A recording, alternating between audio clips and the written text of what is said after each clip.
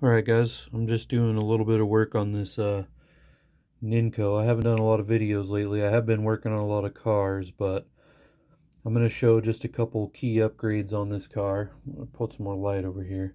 Um, so one thing is these Ninco cars actually perform pretty well. This is a Lightning car, so it comes with ball bearings in the back, nice aluminum wheels all the way around, but it definitely lacks a couple things. One of them is all these Ninco speeder motors.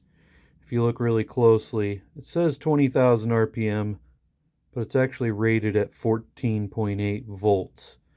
So most motors are rated at 10 volts.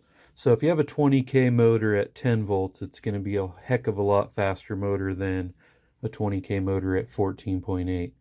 So I switched that out here for a PRS GT Pro. This is a real torquey motor, over 300 grams of torque.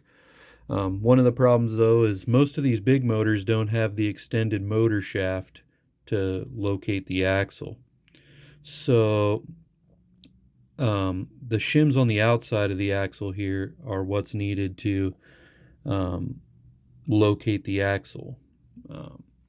So you'll need a shim like that if you use a motor like this to keep the axle centered. So you want to make sure you're setting the gear mesh then with the spacers. Next up is the front axles are real sloppy stock. The quick fix for that is a piece of styrene sheet. This is 20,000 styrene sheet here, this white stuff. And I just cut that just below the axle height and then glue it to the chassis in there to hold the axles. There is adjustable axle blocks out there available from Slot Car Corner that you can drill the chassis and glue in and have like a slotted style adjustment in the front. Most of my cars, I just set it and forget it once the tires are trued, so I'll just set the guide height where I want it, and then I'll glue these in, and they work pretty good. So that's a good upgrade.